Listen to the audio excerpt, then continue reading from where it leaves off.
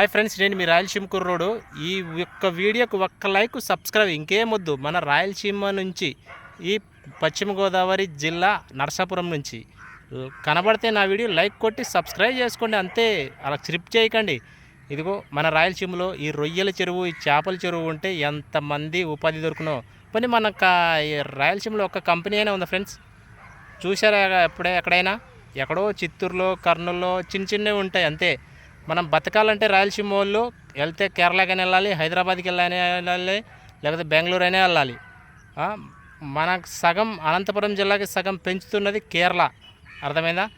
కడప జిల్లాలో అందరూ కోవిడ్కి వెళ్తున్నారు. ఈ వీడియోకి లైక్ కొట్టి సబ్స్క్రైబ్ చేయడం మర్చిపోకు. రొయ్యల చెరువు చూపిస్తాను చూడు. ఇదిగో రొయ్యల చెరువు, చూశారు కదా?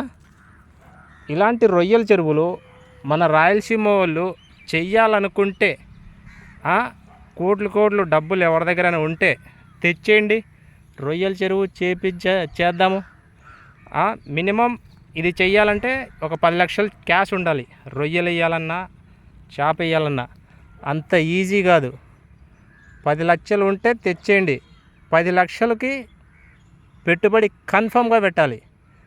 దానికి ఆదాయం ఒకవేళ వచ్చిందనుకో 10కి 10 వస్తుంది, 10కి 30 కూడా రావచ్చు. అదనమాట.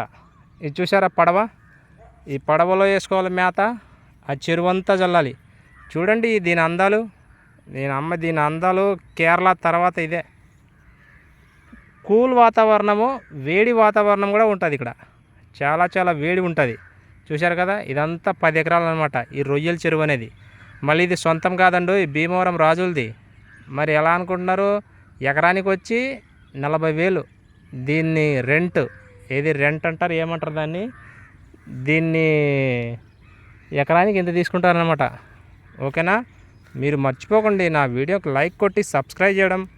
రాయలసీమ కుర్రోడు చూపిస్తున్నాడు కదా, ఇదంతా రొయ్యల చెరువే.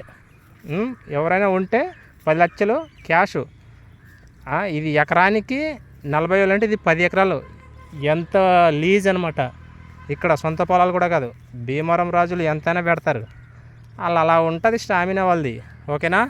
అదిగో ఫ్యాన్, ఆ ఫ్యాన్ తిరిగితేనే నైట్ అంతా రొయ్యలు అనేది స్వచ్ఛంగా బతుకుతాయి. Okay, bye friends. మర్చిపోకండి, రాయలసీమ కుర్రోడ్ని గుర్తుపెట్టుకోండి. నీ భీమవరం నుంచి